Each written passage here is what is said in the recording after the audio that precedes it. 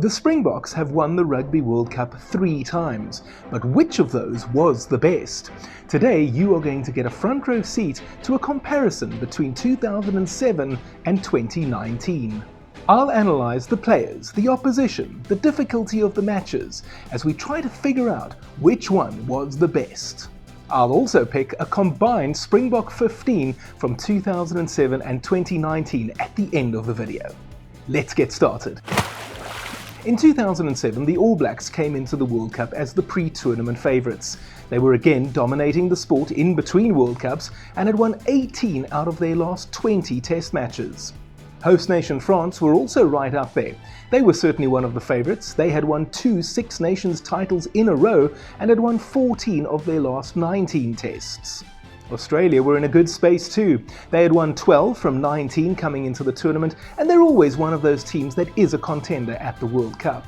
Ireland had a similar record in the last 2 years. They finished runners-up in the Six Nations 2 years in a row and also won consecutive Triple Crowns. Defending champions England were not considered contenders at all.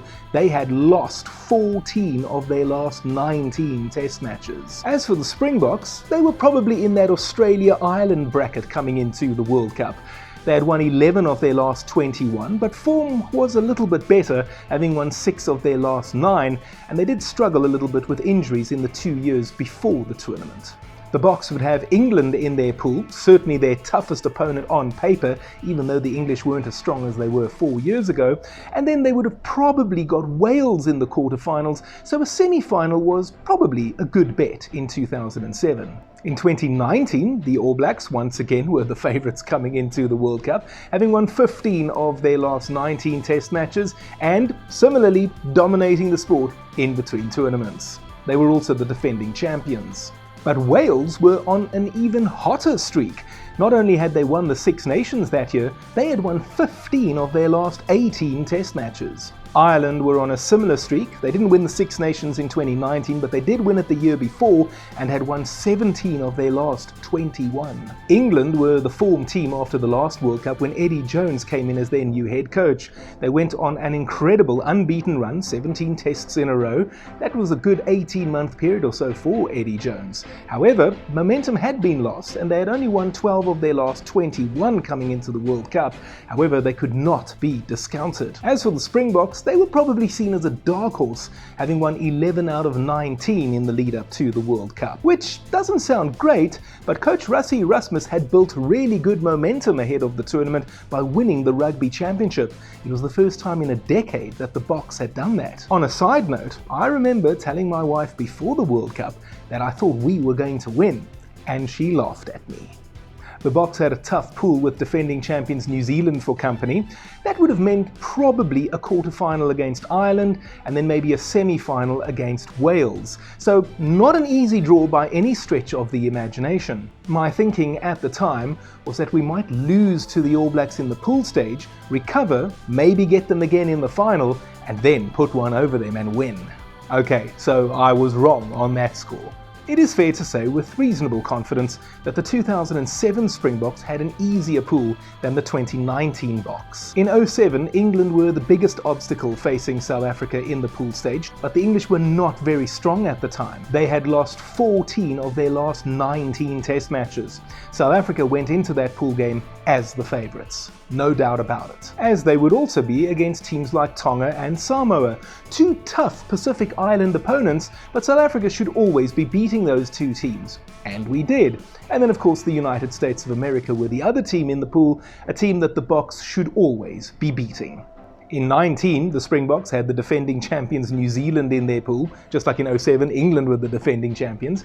The All Blacks easily the toughest opponent in that pool that also contained teams like Namibia, Italy, and Canada. Now South Africa should always be beating those 3 teams, even though we have lost to Italy in the past, but the Italians really should provide a good workout, but not a defeat. The 07 Boks started beautifully with a 59-7 victory over Samoa, Brian Abana helping himself to 4 tries. That was followed by what I consider the best Springbok performance I have seen. A 36-0 annihilation of England at the Stade de France. We were perfect that night. JP Peterson scored twice, as we dismantled the defending champions. Special mention to Farid Dupreer. I don't think I've ever seen a rugby player play a match like that before. He was stellar. After that, Jake White made several changes for the match against Tonga. We were only 7-3 ahead at half-time. And the problem against a team like Tonga is that you don't want to give them a sniff. And that is unfortunately what we did. White emptied the bench and the big boys came on, players like Victor Matfield, for example. Percy Montgomery was another, John Smith, the captain, because if you don't finish them off physically, you could be in for a very, very long day. All of that was because Tongan tight head Kisi Pulu had scored a try early in the second half to actually put them in the lead. Now, with the big boys back on the field, the Springboks had actually established a 27-10 lead, but then Tonga came storming back. They kicked a late penalty to make it 30-25, and but for the bounce of the ball, the Springboks may very well have been forced into a draw or even a shock defeat. But luckily, that did not happen. After that, the Springboks pumped the USA 64-15, a match probably more memorable for their wing, Takudzwa Ngwenya, rounding Brian Abana to score a famous try for the Eagles. In 19, the Springboks had to face the All Blacks first up, as we know, and suffered a 23-13 defeat, but that was followed by a routine win over our neighbours Namibia, and then came Italy, a team that should have given us a really good workout, but for a few injuries and cards, it meant that the Boks cantered to victory. That was followed by a routine win over Canada, a team that had become a lot weaker since the heydays of 1991 when they reached the quarterfinals of the Rugby World Cup.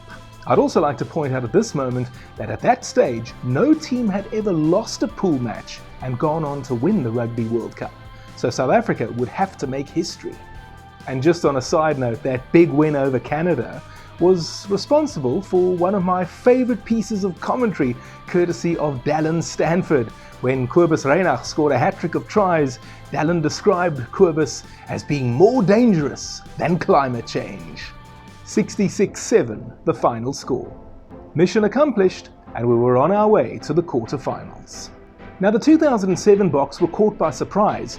Jake White and his team were preparing for a quarterfinal against Wales, but then Fiji pulled off one of the great upsets of the tournament by beating the Welsh in the pool stage, and that meant we would be facing the Fijians in the quarters instead of the Welsh. Now, on paper, South Africa shouldn't have too many problems against Fiji, and sure enough, we were leading 13-3 at half-time, so everything was going according to plan. It was soon 26, and that should have been the end of the game. But Fiji do not know when they are beaten, and they came storming back, and early in the second half, the scores were level. Could this be Tonga all over again? Well, not really in this case. The Boks tightened their approach, took the Fijians to a darker place, and ended up winning 37-20, a scoreline that probably looks a lot more comfortable than it actually was. They would then move on to face Argentina in the semi-finals. Elsewhere, both the pre-tournament favourites New Zealand and perennial contenders Australia were surprisingly eliminated in the quarterfinals. Host nation France pulling off a shock win over the All Blacks in Cardiff.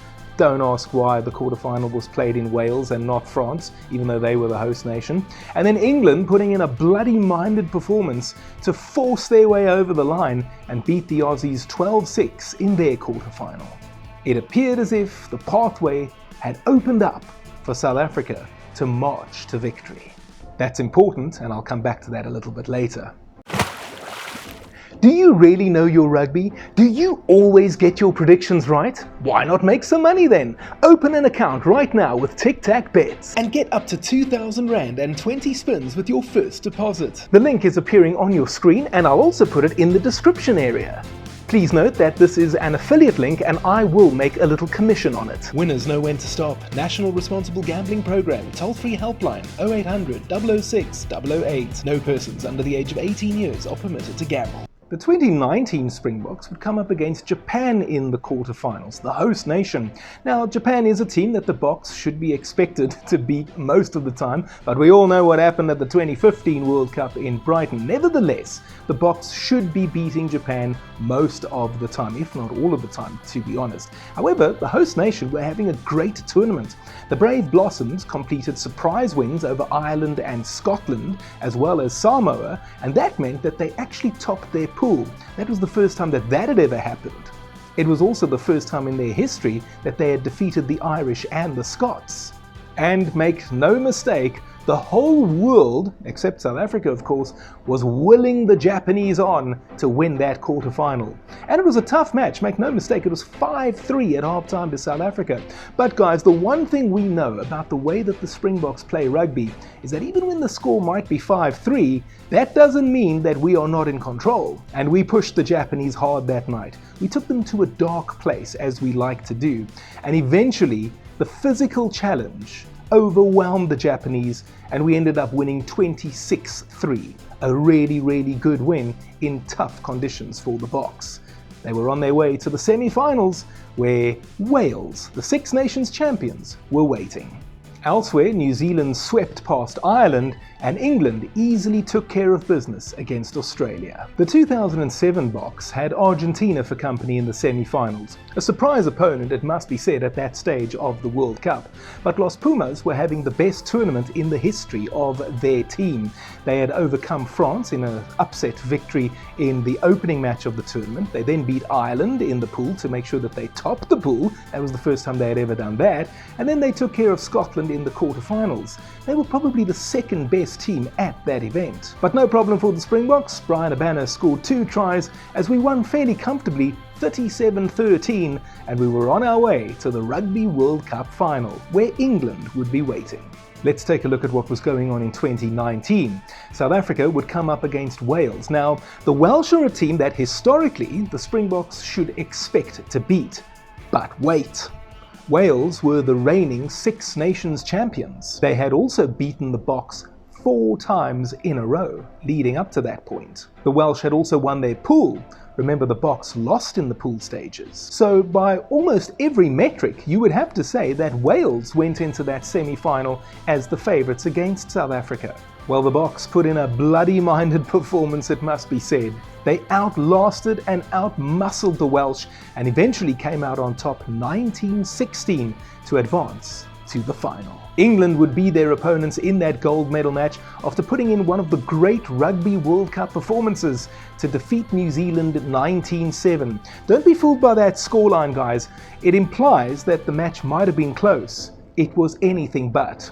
To be honest, if the score was 29-7, you might have thought that that was a fairer reflection.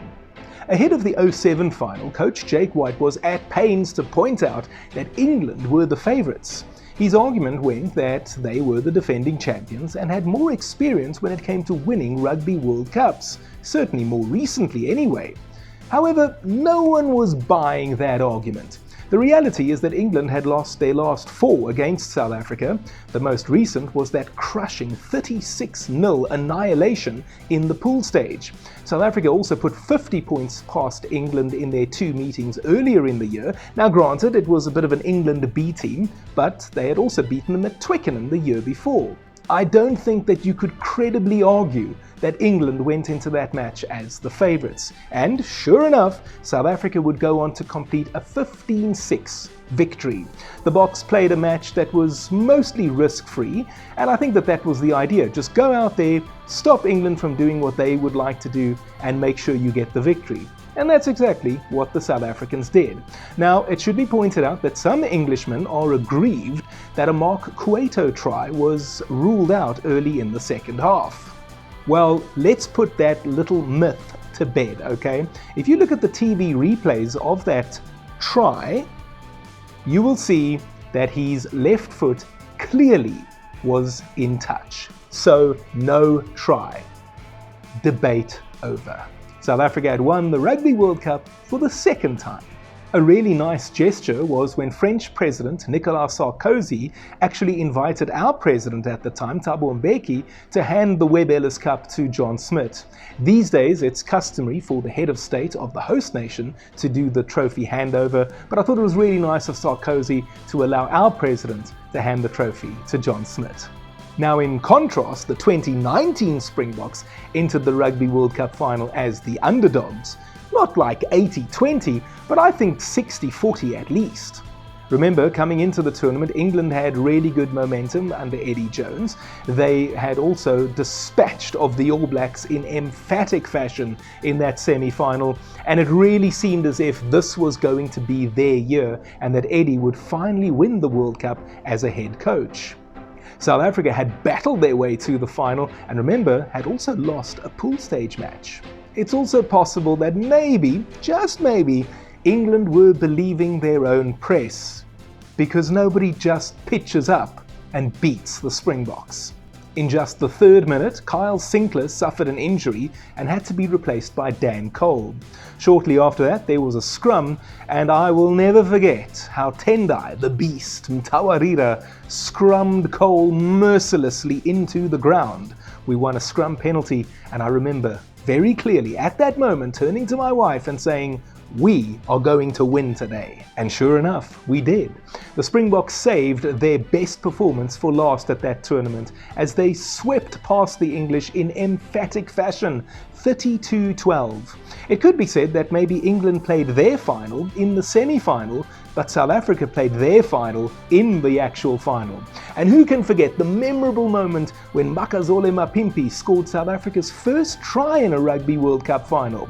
And then after that, a few minutes later, Cheslin Kolbe slalomed his way past the English defence, including Owen Farrell, to score a beautiful second try. That also brought about one of my favourite pieces of commentary that we've ever heard, when the New Zealand commentator, Sean Maloney, said, Cheslin Kolbe, South Africa, the World Cup is theirs." There's something else I'd like to reference, and this comes back to the first half, where there was a 2-minute onslaught from the English on the South African try line. They went through 26 phases at one stage, but they just could not get through. For the majority of that 2-minute period, they were actually camped on our try line, but there was no way through that green brick wall defense. Outstanding stuff. I tell you what, we were on the edges of our seats, those of us who were watching it and can remember it well, but as I say, there was no way of breaching that brilliant Bok defense.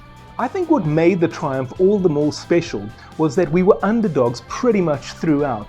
We were not really considered one of the favourites going into the tournament, even though I thought that we did have a crack at winning the Webb Ellis Cup. But at every turn, we were the underdogs. We had New Zealand in our pool. We were not the favourites for that. We faced Wales in the semi-finals. We were not the favourites for that. Remember, they had beaten us 4 times in a row, and they were the Six Nations champions. And then there's no doubt that we were the underdogs going into the final against England. And I think that is what made it all the more special.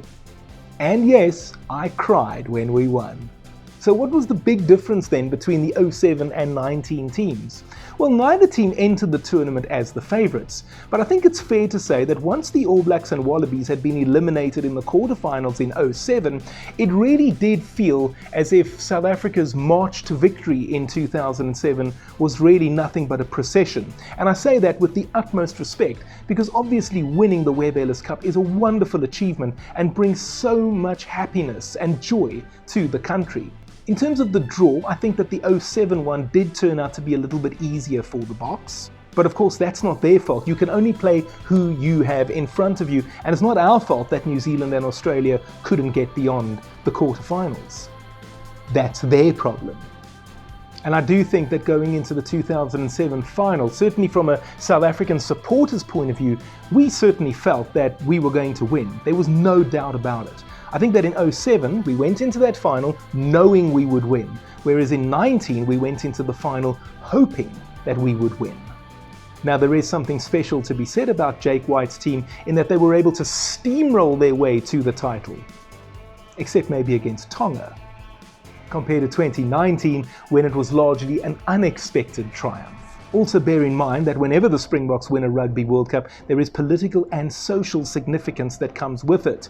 And I just think that in 2019, it was a little bit more amplified than what it was in 07. That could also be because the state of the country overall was maybe a little bit better in 07 compared to 19.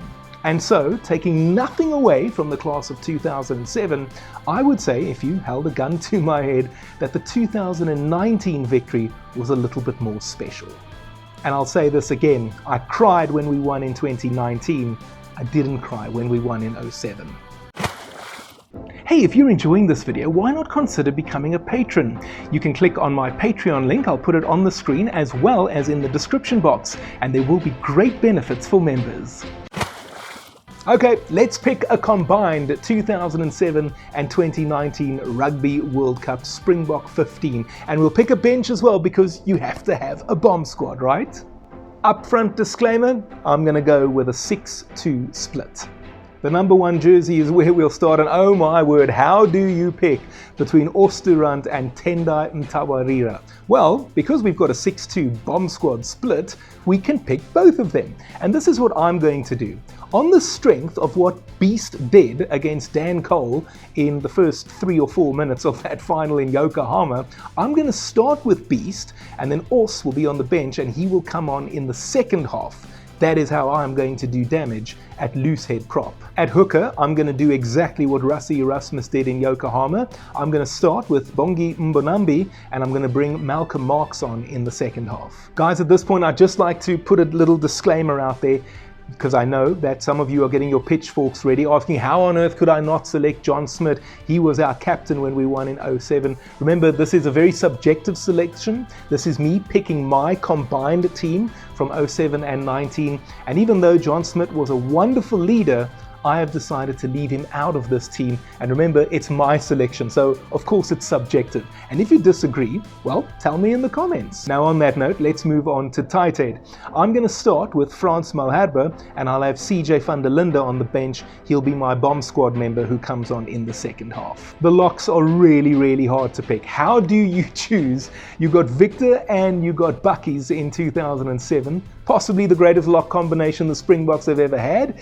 And then you got Eben Etzebeth and you've got Loot de Jager in 2019. How on earth are you supposed to pick between those guys? Well, this is how we're going to get there. Because Loot left the field injured in the 2019 final, it's very difficult to give him a report card, okay? And so what I'm going to do is I'm going to go with a little bit of a combination of the 4. This is what I'm going to do. I'm going to start with Eben and Victor, and then I'm going to have Buckies and Loot on the bench. So Etzebeth and Matfield will be my starters, and then in the second half on will come Buckies and Loot de Jager. Okay guys, it's time for more controversy because I'm about to pick my number 6 jersey, and it goes to Schalkburger. This is not something that I'm willing to debate. Schalkburger is my favorite Springbok, and that's just the end of it. Siya Kolisi will be on the bench and part of my bomb squad. In the number 7 jersey, I would have to choose between Juan Smith and Pieter-Steph du Toit, and I am going to pick Pieter-Steph du Toit. And then at number 8, the selection is between Dani Rousseau and Dwayne Vermeulen, and Dwayne Vermeulen will be my pick. By the way, again, let me just point out that this does not mean that I don't like Siya, John, or Dani. All of them magnificent players in their own right. But this is a difficult choice to make, okay? I'm in a very difficult position here trying to select a dream team, and of course opinions are going to be divided. Let's move on to scrum half. You get to choose here between Fourie du Preez and Faf de Klerk, and as much as I love Faf, I have to pick Fourie du Preez. In my opinion, the greatest scrum half the Springboks have ever had. Fly half, I'm picking Handré Pollard. The centres are really difficult. You got Francois Steyn and Jacques Fourie, who were the 2007 combination, and then you got Damien Dialende and Lucanio Am in 2019. How do you select 2 of those 4 in this dream team? And if you look at 12, it's really difficult because Francois Steyn and Damien Dialende are actually 2 very different players and they play very different roles. I think that the role of the inside centre is one that has possibly changed more than any other position in modern rugby when you compare it to 07 and even more when you compare it to 1995. But forced to make a choice, I'm going to pick Francois Steyn and Jacques Fourie. Now, there is a part of me that would love to select Lukhanyo here, and I do think that in years to come, when retires, we may very well end up talking about him as one of, if not the greatest Springbok 13 we've ever seen. However, his career has not yet ended, and we're judging him purely on what happened in the 2019 World Cup versus the 2007 World Cup for Jacques Fourie, and that is how I arrive at Fourie as my choice. The wings are even more difficult. How do you select between Brian Abana, who was the leading try scorer in 2007, versus Makazole Mapimpi, the first man to score a try for the Boks in a Rugby World Cup final? That's on the left wing. And then on the right wing, you got Cheslin Kolbe, who scored that magnificent try in the second half in Yokohama. And you are comparing him with JP Peterson, a man who scored tries for fun at the 2007 World Cup. What are we going to do here? Well, I'm picking Brian on the left and I'm picking Cheslin on the right. And then we have fullback. Percy Montgomery, the leading point scorer in the 2007 Rugby World Cup versus Willie Leroux, a backline general, but I think Percy is the guy that I'm going to go with on this occasion. Percy obviously gives you a lot more as a goal kicker as well, and because I'm looking for a reliable goal kicker who I know can give me 85% success rate, I'm going to go with Percy as my first choice goal kicker in this team as well. Let's take a look at that bench again quickly. Os de Rant, Malcolm Marx, CJ van der Linde, Bakkies Botha, Loot de Jager, Sia Kolisi, Faf de Klerk and Willie Leroux will complete the bomb squad. Now obviously with John Smith not in this team and Sia starting on the bench, I need a captain, and I'm going to pick Victor Matfield to skipper this side. Sia will take over the captaincy in the second half when he comes on. I have no doubt that you agree or strongly disagree with my selections, so let me know in the comment section. Further to that, I told you that I cried when we won in 2019 but not in 2007. What did I do in 1995? Well, to find out, you can go and watch some of my other comparison videos where I look at 1995 and 2007, and I also do a comparison between 95 and 2019. I'll put those videos on the screen for you to go and have a look at, and I look forward to your company next time.